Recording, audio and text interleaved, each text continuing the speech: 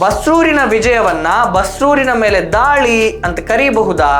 ಶಿವಾಜಿ ಸೈನ್ಯದ ಹರ ಹರ ಮಹಾದೇವ ಮತ್ತು ಜೈ ಭವಾನಿ ಘೋಷಣೆಗೆ ಪೋರ್ಚುಗೀಸರು ಬೆಚ್ಚಿ ಬಿದ್ದರು. ಏನಾಗುತ್ತಾ ಇದೆ ಅಂತ ಯೋಚನೆ ಮಾಡುವಷ್ಟರಲ್ಲಿ 4,000 ಮರಾಠ ಸೈನಿಕರು 6,000ಕ್ಕಿಂತಲೂ ಹೆಚ್ಚು ಜನರಿದ್ದಂತಹ ಪೋರ್ಚುಗೀಸರ ಸೈನ್ಯವನ್ನ ಹೊಡೆದುರುಳಿಸಿ ಬಿಟ್ಟಿದ್ರು. ಈಗಿನ ಭಾಷೆಯಲ್ಲಿ ಹೇಳುವುದಾದ್ರೆ ಇದು ಅಕ್ಷರಶಃ ಸರ್ಜಿಕಲ್ ಸ್ಟ್ರೈಕ್. ಆದರೆ ವಿರೋಧಿಸುವ ಭರದಲ್ಲಿ ಇತಿಹಾಸದಲ್ಲಿ ನಡೆದಿದ್ದಂತಹ ಘಟನೆಗಳನ್ನ ತಿರುಚಿ ಹೇಳುವ, ಸುಳ್ಳು ಇತಿಹಾಸವನ್ನ ಹೇಳುವ ಕೆಲಸವನ್ನ ಯಾರೂ ಕೂಡ ಮಾಡಬಾರದು.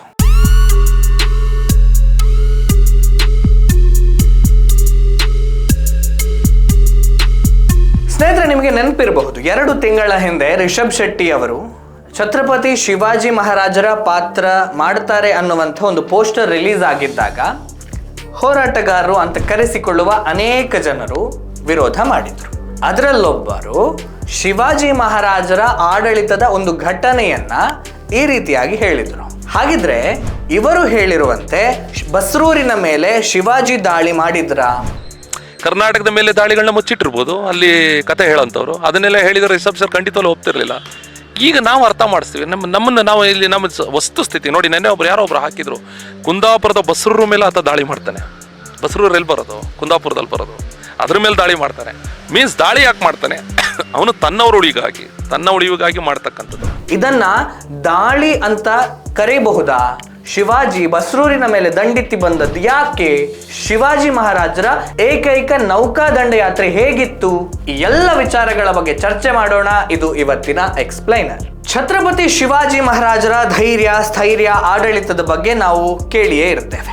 ಮಾವಳಿ ಹುಡುಗರ ಪಡೆಯನ್ನ ಕಟ್ಟಿ ಮರಾಠ ಭಾಗದ ಅನೇಕ ದುರ್ಗಮ ಕೋಟೆ, ದುರ್ಗ, ಗಢಗಳನ್ನ ಒಂದೊಂದಾಗಿ ಗೆಲ್ಲುತ್ತಾ ಬಿಜಾಪುರದ ಆದಿಲ್ ಶಾಹಿಯ, ದೆಹಲಿಯ ಮೊಘಲರ ನಿದ್ದೆ ಕೆಡಿಸಿದ್ದಂಥ ವೀರ ಪರಾಕ್ರಮಿ ಶಿವಾಜಿ ಮಹಾರಾಜ್. ಶಿವಾಜಿಯ ಮರಾಠ ಪಡೆಯ ಪ್ರತಿ ವಿಜಯ ಯಾತ್ರೆಯನ್ನು ಹೇಳುತ್ತಾ ಹೋದ್ರೆ ದಿನಗಳೇ ಸಾಲಿಕ್ಕಿಲ್ಲ, ಅಷ್ಟೊಂದು ವೀರಗಾಥೆಗಳಿದ್ದಾವೆ. ಅದರಲ್ಲಿ ಬಸ್ರೂರಿನ ವಿಜಯ ಕೂಡ ಒಂದು. ಬಸ್ರೂರಿನ ವಿಜಯವನ್ನ ಬಸ್ರೂರಿನ ಮೇಲೆ ದಾಳಿ ಅಂತ ಕರೀಬಹುದಾ? ಈ ವಿಚಾರವನ್ನ ತಿಳಿಯುವ ಮುನ್ನ ಬಸ್ರೂರು ಪಟ್ಟಣ ಹೇಗಿತ್ತು ಅನ್ನೋದ್ರ ಬಗ್ಗೆ ಒಂದಿಷ್ಟು ವಿಚಾರವನ್ನ ತಿಳಿದುಕೊಳ್ಳೋಣ. ಬಸ್ರೂರು ಅಂದ್ರೆ ಬೇರೆ ರಾಜ್ಯದ ಊರೇನೂ ಅಲ್ಲ, ನಮ್ಮದೇ ಕರ್ನಾಟಕದಲ್ಲಿರುವಂತಹ ಉಡುಪಿ ಜಿಲ್ಲೆಯ ಒಂದು ಪಟ್ಟಣ ಬಸ್ರೂರು. 12ನೇ ಶತಮಾನದಿಂದಲೇ ಅತ್ಯಂತ ಸಂಪದ್ಭರಿತವಾಗಿದ್ದಂತಹ ವೈಭವದ ಪಟ್ಟಣ ಅದಾಗಿತ್ತು. ಸಮುದ್ರದ ದಂಡೆ ಮೇಲಿದ್ದಂತಹ ಈ ಪಟ್ಟಣ ಆ ಕಾಲದಲ್ಲಿ ಪ್ರಮುಖ ಬಂದರು ಪ್ರದೇಶವಾಗಿತ್ತು, ವಿದೇಶಿ ವ್ಯಾಪಾರದ ತಾಣವಾಗಿತ್ತು. ಕರಾವಳಿ ಭಾಗದ ತೆಂಗಿನಕಾಯಿ, ತಾಳೆ ಮರ, ಲವಂಗ, ದಾಲ್ಚೀನಿ, ಅಕ್ಕಿ, ದವಸ ಧಾನ್ಯಗಳನ್ನ ಅತಿ ಹೆಚ್ಚಿನ ಪ್ರಮಾಣದಲ್ಲಿ ವಿದೇಶಗಳಿಗೆ ರಫ್ತು ಇದೇ ಬಂದರಿನ ಮೂಲಕ ಆಗುತ್ತಾ ಇತ್ತು. ಆಯಾಯ ರಾಜರ ಕಾಲದಲ್ಲಿ ಅವರಿಗೆ ಬೇಕಾಗುತ್ತಾ ಇದ್ದಂತಹ ವಸ್ತುಗಳನ್ನ ಆಮದು ಸಹ ಅದೇ ಬಂದರಿನ ಮೂಲಕ ಮಾಡಿಕೊಳ್ಳುತ್ತಾ ಇದ್ರು. ಚೀನಾದೊಂದಿಗೆ ನಿಕಟ ಸಂಬಂಧವನ್ನ ಹೊಂದಿದ್ದಂತಹ ಈ ಬಂದರು ಪ್ರದೇಶಕ್ಕೆ ಚೀನಾದಿಂದ ಪಾತ್ರೆಗಳು, ರೇಷ್ಮೆ ವಸ್ತ್ರಗಳು ಆಮದಾಗುತ್ತಾ ಇತ್ತು. ಚೀನಿಯರು ಹಟ್ಟಿಕುದ್ರು ಭಾಗದಲ್ಲಿ ಬೆಳೀತಾ ಇದ್ದಂತಹ ಕಬ್ಬನ್ನ ಆಮದು ಮಾಡಿಕೊಳ್ಳುತ್ತಾ ಇದ್ರು. ಮಲಬಾರಿಗರು ತಾಮ್ರ, ತೆಂಗಿನಕಾಯಿ, ಬೆಲ್ಲ, ಕೊಬ್ಬರಿ ಎಣ್ಣೆ ಇಲ್ಲಿಗೆ ತಂದು ಮಾರಾಟ ಮಾಡುತ್ತಾ ಇದ್ರು. ಹೀಗೆ ಬಸ್ರೂರು ಪ್ರಮುಖ ವಾಣಿಜ್ಯದ ಕೇಂದ್ರವಾಗಿ 12ನೇ ಶತಮಾನದಿಂದಲೇ ಬೆಳೆದಿತ್ತು. ಫ್ರೆಂಚ್ ಪ್ರವಾಸಿಗ ಫಿರೋಲ್ಡ್ ಕ್ರಿಸ್ತಶಕ 1600ರಲ್ಲಿ ಮಲಬಾರ್ ಕರಾವಳಿಗೆ ಬಂದಿದ್ದಾಗ ಬಸ್ರೂರು ವ್ಯಾಪಾರ ಮಾಲ್ಡೀವ್ಸ್ ದ್ವೀಪದವರೆಗೆ ಹಬ್ಬಿತ್ತು ಅಂತ ಉಲ್ಲೇಖ ಮಾಡಿದ್ದಾನೆ. ಹೀಗಿರುವಂತಹ ಬಸ್ರೂರನ್ನ ಅಳುಪ, ವಿಜಯನಗರ, ಕೆಳದಿಯ ರಾಜರು ಆಳ್ವಿಕೆ ನಡೆಸಿದ್ರು. ಕ್ರಿಸ್ತಶಕ 1569ರಲ್ಲಿ ಬಸ್ರೂರಿನ ಕೆಳಕೋಟೆಯನ್ನ ಪೋರ್ಚುಗೀಸರು ಕೆಳದಿಯ ಅರಸರಿಂದ ವಶಪಡಿಸಿಕೊಳ್ತಾರೆ. ಬಸ್ರೂರಿನ ಕೆಳಕೋಟೆ ಅಂದ್ರೆ ಈಗಿನ ಕುಂದಾಪುರದ ಕೆಲವೊಂದು ಭಾಗಗಳಾಗಿತ್ತು. ಕ್ರಿಸ್ತಶಕ 1662ರಲ್ಲಿ ಡಚ್ಚರು ಬಸ್ರೂರಿನಲ್ಲಿ ವ್ಯಾಪಾರಕ್ಕಾಗಿ ಬಂಡಶಾಲೆಯೊಂದನ್ನು ಆರಂಭ ಮಾಡ್ತಾರೆ. ಡಚ್ಚರು ಮತ್ತು ಪೋರ್ಚುಗೀಸರ ವ್ಯಾಪಾರದ ಪೈಪೋಟಿ ಬಸ್ರೂರಿನ ಜನತೆಗೆ ಆತಂಕವನ್ನ ಹುಟ್ಟುಹಾಕಿತ್ತು. ಆಗ ಬಸ್ರೂರನ್ನ ಕೆಳದಿಯ ಸೋಮಶೇಖರ ನಾಯಕ ಆಳ್ವಿಕೆ ಮಾಡ್ತಾ ಇದ್ದ. ಬಿಜಾಪುರದ ಸುಲ್ತಾನ ಆದಿಲ್ ಶಾಹಿಯ ಮರಣದ ನಂತರ ಕೆಳದಿ ಸಾಮ್ರಾಜ್ಯ ಸ್ವತಂತ್ರಗೊಂಡಿತ್ತು. ಅದೇ ಸಮಯದಲ್ಲಿ ಪೋರ್ಚುಗೀಸರು ಬಸ್ರೂರಿನ ಕೆಳಕೋಟೆಗೆ ದಾಳಿಯನ್ನ ಮಾಡಿ ವಶಪಡಿಸಿಕೊಂಡ್ರು. ಸೋಮಶೇಖರ ನಾಯಕನಿಗೆ ಏನು ಮಾಡಬೇಕು ಅಂತ ತೋಚದೇ ಇದ್ದ ಕಾಲದಲ್ಲಿ ತನ್ನ ಸಲಹೆಗಾರನನ್ನ ಶಿವಾಜಿ ಮಹಾರಾಜರ ಬಳಿಗೆ ಕಳುಹಿಸಿ ಬಸ್ರೂರನ್ನ ಮರಳಿ ಪಡೆಯೋದಕ್ಕೆ ಸಹಾಯ ಬೇಕು ಅಂತ ಹೇಳಿ ಮನವಿ ಮಾಡ್ತಾನೆ. ಮುಂದೆ ನಡೆದಿದ್ದೆಲ್ಲ ವಿಜಯದ ಇತಿಹಾಸ. ಸೋಮಶೇಖರ ನಾಯಕನ ಮನವಿಗೆ ಸ್ಪಂದಿಸಿದಂತಹ ಶಿವಾಜಿ ತನ್ನ ನೌಕಾಪಡೆಯೊಂದಿಗೆ 1665 ಫೆಬ್ರವರಿ ತಿಂಗಳಿನಲ್ಲಿ ಸಿಂಧೂದುರ್ಗದಿಂದ 50 ಯುದ್ಧ ನೌಕೆ, 3 ಸಣ್ಣ ನೌಕೆ, 4000 ಸೈನಿಕರೊಂದಿಗೆ ದಂಡಯಾತ್ರೆಯನ್ನು ಹೊರಡಿದ್ದಾನೆ. ಈ ದಂಡಯಾತ್ರೆ ಗೋವೆಯ ಸಮುದ್ರಯಾನದ ಮೂಲಕವೇ ಹಾದು ಹೋಗಬೇಕಾಗಿತ್ತು. ಗೋವೆ ಪೋರ್ಚುಗೀಸರ ವಶದಲ್ಲಿತ್ತು. ಗೆರಿಲ್ಲಾ ಯುದ್ಧ ತಂತ್ರದಲ್ಲಿ ನಿಪುಣರಾಗಿದ್ದಂತಹ ಶಿವಾಜಿಯ ಪಡೆ ಇದೇ ತಂತ್ರವನ್ನ ಇಲ್ಲೂ ಬಳಸಿ ಅಮಾವಾಸ್ಯೆಗಿಂತ 1 ವಾರ ಮುಂಚೆ ದಂಡಯಾತ್ರೆಯನ್ನು ಪ್ರಾರಂಭ ಮಾಡಿದರು. ಶಿವಾಜಿಯ ಜಾಣ್ಮೆಗೆ ಸಾಕ್ಷಿಯಾಗಿದ್ದು ಇದೇ ಕೆಲವೊಂದು ಸಂಗತಿಗಳು. ರಾತ್ರಿಯ ವೇಳೆಯಲ್ಲಿ ಗೋವೆಯನ್ನ ದಾಟುವುದು ಅಂತ ನಿರ್ಧಾರ ಮಾಡಿದರು. ಅದೇ ಸಮಯದಲ್ಲಿ ಪೋರ್ಚುಗೀಸರ ಸೈನ್ಯ ಬಾಂಬೆಯ ಬಂದರಿನಲ್ಲಿನ ಚಟುವಟಿಕೆಗಳ ಮೇಲೆ ಬೇಹುಗಾರಿಕೆಯಲ್ಲಿ ನಿರತರಾಗಿದ್ದರು. ಅದು ಅಮಾವಾಸ್ಯೆಯ ವಾರ ಬೇರೆ. ಎಲ್ಲ ಕಡೆ ಕಗ್ಗತ್ತಲು ಆವರಿಸಿತ್ತು. ಶಿವಾಜಿಯ ನೌಕಾಪಡೆ ಸದ್ದಿಲ್ಲದೆ ಗೋವೆಯನ್ನ ದಾಟಿ ಮುಂದೆ ಸಾಗಿದ್ರು. ಪೋರ್ಚುಗೀಸರಿಗೆ ಇದು ಗೊತ್ತೇ ಆಗಲಿಲ್ಲ. ವೆಂಗುರ್ಲಾ ಡಚ್ಚರ ವಶದಲ್ಲಿದ್ದಂತಹ ಸಮುದ್ರ ತೀರವಾಗಿತ್ತು. ಅದನ್ನು ಇದೇ ರೀತಿಯಲ್ಲಿ ದಾಟಿದ್ರು.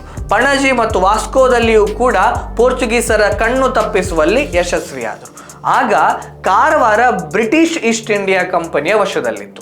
ಬ್ರಿಟಿಷರಿಗೆ ಏನಾಗ್ತಾ ಇದೆ ಅಂತ ಗೊತ್ತಾಗುವ ಮೊದಲೇ ಶಿವಾಜಿಯ ನೌಕಾ ಸೈನ್ಯ ಕುಂದಾಪುರವನ್ನ ತಲುಪಿ ಆಗಿ ಹೋಗಿತ್ತು. ಹೀಗೆ 4-5 ದಿನಗಳಲ್ಲಿ ಮರಾಠ ನೌಕಾ ಸೈನ್ಯ 200 ಮೈಲು ದೂರವನ್ನ ಸಾಗಿ ಕುಂದಾಪುರವನ್ನ ತಲುಪಿತ್ತು. ಬಸ್ರೂರು ಪ್ರದೇಶದ ಬಗ್ಗೆ ಶಿವಾಜಿ ಮಹಾರಾಜರ ಸೈನ್ಯಕ್ಕೆ ಎಳ್ಳಷ್ಟು ಗೊತ್ತಿರಲಿಲ್ಲ. ಬಸ್ರೂರು ಕುಂದಾಪುರ ಹೊಳೆ ಸಮುದ್ರ ಸೇರುವಂತಹ ಪ್ರದೇಶ ಆಗಿದ್ದರಿಂದ ಅಳಿವೆ ಬಾಗಿಲಿನಲ್ಲಿ ಆವರಿಸಿದ್ದಂತಹ ದೊಡ್ಡ ಮರಳಿನ ದಿಬ್ಬಗಳು ಇವರಿಗೆ ಅಡಚಣೆಯನ್ನ ಉಂಟು ಮಾಡ್ತಾ ಇತ್ತು. ಮತ್ತು ಪೋರ್ಚುಗೀಸರ ಶಸ್ತ್ರಸಜ್ಜಿತ ಸೈನ್ಯವನ್ನ ಎದುರಿಸುವುದು ಸವಾಲಿನ ಕೆಲಸ ಕೂಡ ಆಗಿತ್ತು. ಅದಕ್ಕಾಗಿ ಶಿವಾಜಿ ಅಲ್ಲಿನ ಸ್ಥಳೀಯ ಕೊಂಕಣಿಗರ ಸಹಾಯವನ್ನ ಪಡೆದುಕೊಳ್ತಾನೆ. ಫೆಬ್ರವರಿ 13, 1665 ಮುಂಜಾನೆಯ ಸಮಯ. ಪೋರ್ಚುಗೀಸರ ಸೈನ್ಯ ಗಾಢ ನಿದ್ರೆಯಲ್ಲಿತ್ತು. ಅದೇ ಸಮಯವನ್ನ ನೋಡಿ ಶಿವಾಜಿ ಮಹಾರಾಜರ ಸೈನ್ಯ ಪೋರ್ಚುಗೀಸರ ಮೇಲೆ ಯುದ್ಧವನ್ನ ಸಾರಿದ್ರು. ಶಿವಾಜಿ ಸೈನ್ಯದ ಹರ ಹರ ಮಹಾದೇವ ಮತ್ತು ಜೈ ಭವಾನಿ ಘೋಷಣೆಗೆ ಪೋರ್ಚುಗೀಸರು ಬೆಚ್ಚಿ ಬಿದ್ದರು. ಅದಾಗ್ಲೇ ಮರಾಠ ಸೈನ್ಯ ತಮ್ಮ ಹಡಗುಗಳಿಂದ ಶಸ್ತ್ರಾಸ್ತ್ರಗಳನ್ನ ಝಳಪಿಸ್ತಾ ಹಾರ್ತಾ ಇರುವುದನ್ನು ನೋಡಿ ಆಶ್ಚರ್ಯಚಕಿತರಾದರು.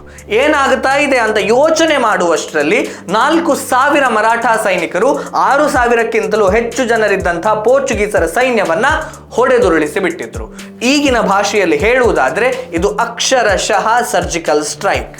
ಪೋರ್ಚುಗೀಸರಿಂದ ಬಸ್ರೂರಿನ ಕೆಳಕೋಟೆ ಬಂಧ ಮುಕ್ತವಾಯಿತು. ಪೋರ್ಚುಗೀಸರ ವಶದಲ್ಲಿದ್ದಂತಹ ರಫ್ತಾಗಬೇಕಿದ್ದ ಸಾಮಗ್ರಿಗಳನ್ನ ವಶಪಡಿಸಿಕೊಂಡ್ರು. ಸಂಬಂಧಪಟ್ಟ ವ್ಯಾಪಾರಿಗಳಿಗೆ ಅದನ್ನು ವಾಪಸ್ ನೀಡುವಂತಹ ಕೆಲಸವನ್ನ ಕೂಡ ಮಾಡಿದ್ರು. ಬಸ್ರೂರು ಬಂದರನ್ನ ಮರಳಿ ಕೆಳದಿ ಅರಸ ಸೋಮಶೇಖರ ನಾಯಕನ ಸುಪರ್ದಿಗೆ ವಹಿಸಿ ತಮ್ಮ ನೌಕಾಸೇನೆಯ ಜೊತೆಗೆ ಸಿಂಧುದುರ್ಗಕ್ಕೆ ವಾಪಸ್ಸಾದರು. ಹೀಗೆ ತನ್ನ ಮೊದಲ ಮತ್ತು ಏಕೈಕ ನೌಕಾ ವಿಜಯವನ್ನ ಶಿವಾಜಿ ಸಾಧಿಸಿದರು. ಇದು ಹೋರಾಟಗಾರರೊಬ್ಬರು ಹೇಳುವ ಹಾಗೆ ಬಸ್ರೂರಿನ ಮೇಲೆ ಶಿವಾಜಿ ಮಹಾರಾಜರು ಮಾಡಿದ್ದ ದಾಳಿಯ. ನಾವೇ ಯೋಚನೆ ಮಾಡಬಹುದು. ನಾಳೆಗೆ ಬಸ್ರೂರಿನ ವಿಜಯವನ್ನ ಸಾಧಿಸಿ 360 ವರ್ಷಗಳಾಗುತ್ತೆ. ಪೋರ್ಚುಗೀಸರಿಂದ ಬಂಧ ಮುಕ್ತಗೊಂಡಂತಹ ಬಸ್ರೂರು ವಿಜಯದ ದಿನವನ್ನ ಅನೇಕ ವರ್ಷಗಳಿಂದ ಬಸ್ರೂರಿನ ಸ್ವಾತಂತ್ರ್ಯ ದಿನ ಅಂತ ಹೇಳಿ ಆಚರಣೆ ಮಾಡ್ತಾರೆ. ಶಿವಾಜಿ ಮಹಾರಾಜರ ಬಗೆಗಿನ ನಿಲುವುಗಳು ಬೇರೆ ಬೇರೆ ಇರಬಹುದು. ಆದರೆ ವಿರೋಧಿಸುವ ಭರದಲ್ಲಿ ಇತಿಹಾಸದಲ್ಲಿ ನಡೆದಿದ್ದಂತಹ ಘಟನೆಗಳನ್ನ ತಿರುಚಿ ಹೇಳುವ, ಸುಳ್ಳು ಇತಿಹಾಸವನ್ನ ಹೇಳುವ ಕೆಲಸವನ್ನ ಯಾರೂ ಕೂಡ ಮಾಡಬಾರದು. ಇನ್ನಾದ್ರೂ ಇಂಥ ವಿಚಾರಗಳಲ್ಲಿ ರಾಜಕೀಯವನ್ನ ಮಾಡದೆ ಇತಿಹಾಸದಲ್ಲಿ ಏನಿದೆಯೋ ಅದನ್ನ ತಿಳಿಸುವ ಪ್ರಯತ್ನವನ್ನ ಮಾಡೋಣ ಅನ್ನುವಂಥದ್ದು ನಮ್ಮ ಆಶಯ. ಸ್ನೇಹಿತರೆ, ಇದಿಷ್ಟು ವಿಷಯ. ಮುಂದೆ ಇನ್ನೊಂದು ಸಂಗತಿಯ ಜೊತೆಗೆ ನಿಮ್ಮ ಮುಂದೆ ಬರ್ತೇನೆ. ಅಲ್ಲಿಯವರೆಗೆ ನಮಸ್ಕಾರ.